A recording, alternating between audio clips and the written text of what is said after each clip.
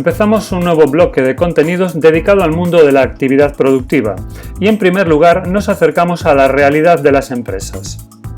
La economía la protagonizan las personas, no olvidemos que se trata de una ciencia social y a todos los participantes en el escenario económico se les denomina agentes económicos. Esas personas pueden adoptar diferentes papeles. Tenemos en primer lugar a las familias o economías domésticas, las personas físicas que son propietarias de los factores de producción, es decir, que son quienes proveen a la sociedad de trabajo, de capital y de recursos naturales. Tenemos las empresas, que se encargan de la provisión de bienes y servicios. Y tenemos también al sector público, que tiene como principal misión fijar las normas y velar por su cumplimiento, además de proveer de determinados bienes y servicios llamados bienes y servicios públicos. Tomemos un ejemplo. Imaginemos una empresa automovilística en la que trabajan 1000 personas, que utiliza diversa maquinaria e instalaciones, y que necesita algunos recursos naturales que le proporcionan sus proveedores, otras empresas. ¿Quién es el propietario de la fuerza de trabajo? Evidentemente, cada trabajador, cada persona física es propietaria de su propia fuerza de trabajo, por la que recibe una remuneración, el salario. ¿De quién son la maquinaria e instalaciones productivas? Obviamente, eso es propiedad de la empresa, pero la empresa, a su vez, ¿de quién es propiedad?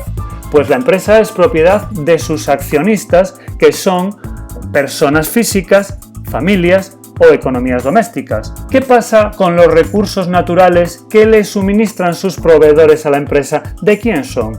La respuesta es que de esas empresas proveedoras, claro.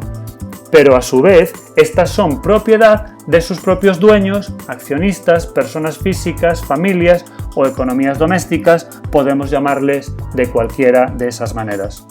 Por lo tanto, podemos decir que las empresas fabrican los bienes y servicios para la venta con los factores de producción que les proporcionan las economías domésticas y por los que pagan rentas, salarios por el trabajo, beneficios e intereses por el capital y los precios correspondientes por las materias primas. A su vez, las empresas venden esos bienes y servicios y obtienen recursos, dinero, con los que financiar sus actividades. En el desarrollo de sus actividades, las empresas utilizan una determinada tecnología. Deciden no solo qué fabricar, sino también cómo hacerlo, la combinación de factores necesaria para obtener los productos. En realidad, lo que hacen las empresas, todas, es incrementar el valor de los inputs recibidos. Reciben trabajo, materias primas y capital que tienen un determinado valor, pongamos por ejemplo 1000 euros, y lo transforman en algo que tiene otro valor mayor, pongamos 1500 euros. A eso le llamamos valor añadido, al mayor valor que tienen los inputs una vez que son transformados por las empresas. Esto último precisa de una explicación adicional. ¿Qué es crear o incrementar el valor a los inputs? ¿Qué es eso del valor añadido? Bien, todos sabemos que un tomate no cuesta lo mismo en la frutería que en el invernadero en el que fue cultivado. El kilo de tomates en el invernadero apenas llega a los 50 céntimos de euro, pero en la frutería puede llegar a 3,50 con tranquilidad. Y eso no es porque le estén robando al consumidor, sino porque todas las empresas que trabajan para acercar el producto al consumidor crean valor adicional, lo añaden al de ese kilo de tomates que el agricultor ha cultivado. La cooperativa, el transportista, el mayorista y el propio frutero hacen un trabajo para el consumidor, un trabajo que tiene valor y que se añade al que de por sí ya tiene el producto. Si el consumidor no quisiera pagar ese valor adicional, tendría que ser él mismo el que se desplazase a la huerta o al invernadero a comprar un palet de tomates con varios cientos de kilos, solucionase el tema del transporte hasta su casa y la conservación de la mercancía hasta el momento de consumo. Muy probablemente el kilo de tomate en este caso le saldría mucho, pero mucho más costoso. Podemos diferenciar numerosos tipos de empresas en función de diferentes criterios, como la actividad que desarrollan, su forma jurídica, la titularidad de su capital y otros. Veamos algunos. Según el tipo de actividad o sector, nos encontramos con empresas del sector primario, empresas agrícolas, pesqueras, forestales y empresas mineras, que se encargan de la producción de bienes como los alimentos, la obtención de pescado y ciertas materias primas que se utilizarán por las empresas del sector agroindustrial. También tenemos las empresas del sector secundario o industria, donde nos encontramos con las productoras de bienes. Adquieren materias primas para transformarlas en otros productos destinados a otras empresas o a los consumidores. Por ejemplo, las refinerías, las fábricas de coches, las constructoras, las metalúrgicas, las madereras y finalmente tenemos el sector terciario, donde hay empresas de transporte, financieras, turísticas y de todo tipo de servicios. No fabrican, sino que venden los productos producidos por otras empresas. Como ejemplo, también podemos poner los concesionarios de automóviles, los supermercados, las tiendas, los bancos, las empresas de espectáculos, los colegios y un sinfín de actividades. También podemos diferenciar las empresas según la titularidad del capital, es decir, según a quién pertenecen. Así diferenciamos las empresas públicas, en las que el propietario de las mismas es el Estado o un organismo de este, como por ejemplo Televisión Española, Izar, Correos, Renfe, AENA, Red Eléctrica Española. También tenemos las empresas privadas, cuyos propietarios son personas físicas o jurídicas particulares como Telefónica, Inditex, Repsol, y también tenemos las llamadas empresas mixtas, en las que la propiedad del capital corresponde tanto al Estado como a las personas privadas, como sucede por ejemplo en Enagas, Casa o Bankia. Otro criterio es el ámbito geográfico. Según este criterio podríamos diferenciar entre empresas locales, que son aquellas que operan en un ámbito espacial reducido y de carácter local, como sucede con el comercio minorista, empresas regionales, cuando su ámbito de actuación es el de una determinada región, aunque no necesariamente coincide con una comunidad autónoma, sino que estamos refiriéndonos a una región geográfica. También hablamos de empresas nacionales, cuando su ámbito de actuación se restringe a un determinado país, y luego tenemos a las empresas multinacionales, que son aquellas que operan en varios países y en muchos casos en todo el mundo. Si hablamos de empresas multinacionales, tenemos que decir que sus características son las siguientes. En primer lugar, tienen fábricas en diferentes países. En segundo lugar, suelen utilizar tecnologías avanzadas con inversiones muy fuertes. En tercer lugar, planifican sus actividades desde las sedes centrales que suelen estar en países desarrollados. Además, por sus dimensiones y volumen de recursos, tienen un gran poder de negociación con los gobiernos, sobre todo si son de países poco desarrollados. Y finalmente decir que están muy ligadas al fenómeno de la globalización.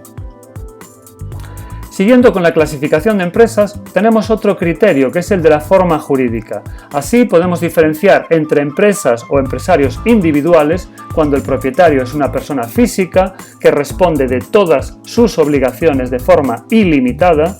El patrimonio personal y empresarial se confunden, de forma que el propietario responde de las deudas de la empresa también con sus bienes personales. El ejemplo más claro es el de los autónomos. También tenemos las empresas societarias, cuando la propiedad está repartida entre los socios y existe una separación entre los patrimonios de estos y el de la empresa, de forma que los socios solo responden de las deudas de la sociedad con las aportaciones que han realizado a la misma y no con su patrimonio personal. Las formas más comunes son las sociedades anónimas y las limitadas. La mayoría de empresas en nuestro país se constituyen bajo estas denominaciones, aunque hay otras. Un criterio muy utilizado también es el del tamaño de la empresa. Así, según este, podemos diferenciar entre las llamadas pymes, pequeñas y medianas empresas, que incluyen a las microempresas, que son aquellas que cuentan con menos de 10 trabajadores, las empresas pequeñas, que tienen entre 10 y 49 trabajadores, las empresas medianas, cuando su número de trabajadores está entre 50 y 249. Después tenemos las empresas grandes, que son aquellas que cuentan con más de 250 trabajadores.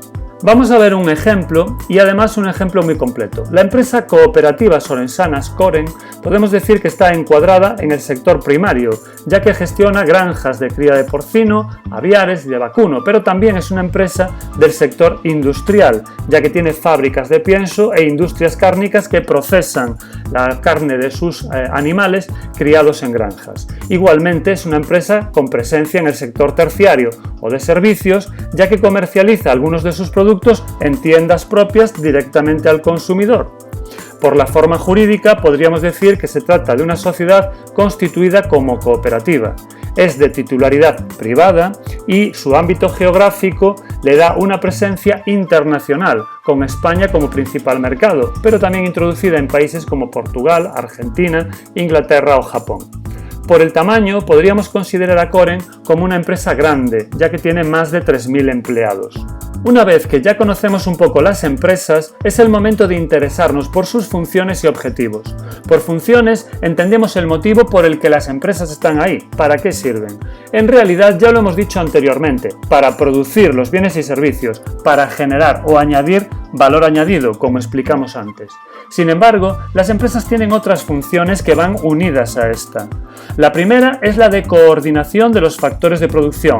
Los recursos naturales, recursos humanos y capital no se ponen a trabajar solos. Es necesario que alguien los combine, los junte, los organice, los coordine. Y eso lo hacen las empresas. En segundo lugar, las empresas crean riqueza y generan empleo. Por ejemplo, muchas grandes empresas españolas crearon riqueza por un valor conjunto de 420.000 millones de euros. Es el valor de todos sus productos y sus servicios. Además, también generan empleo. Para generar riqueza y producir bienes y servicios son necesarios los factores de producción y entre ellos el trabajo. Las grandes empresas generan una gran cantidad de empleo. En total, las 100 primeras empresas españolas dan trabajo a casi 1,5 millones de personas en España y casi 9 millones en todo el mundo. Una buena cantidad de puestos de trabajo. En cuanto a los objetivos, las empresas tienen un objetivo principal y después pueden tener otros, llamémosles, secundarios. Las empresas fabrican bienes y servicios, generan riqueza, tienen una finalidad social, generan trabajo y empleo, quieren crecer, quieren mejorar su imagen entre los consumidores, internacionalizarse. La respuesta a todos estos interrogantes es sí. Por supuesto que quieren todo esto, pero la principal de sus funciones es la obtención de beneficio. Porque si no hay beneficios, es imposible alcanzar ninguno de los otros objetivos propuestos. Incluso es imposible la mera supervivencia de la empresa. Y aquí vamos a dejar este tema 5. Espero que no haya sido demasiado pesado, que hayáis comprendido los conceptos principales y que os haya ayudado en vuestro trabajo. Nos vemos en el tema 6, muchas gracias a todos por vuestra atención y a seguir con mucho ánimo.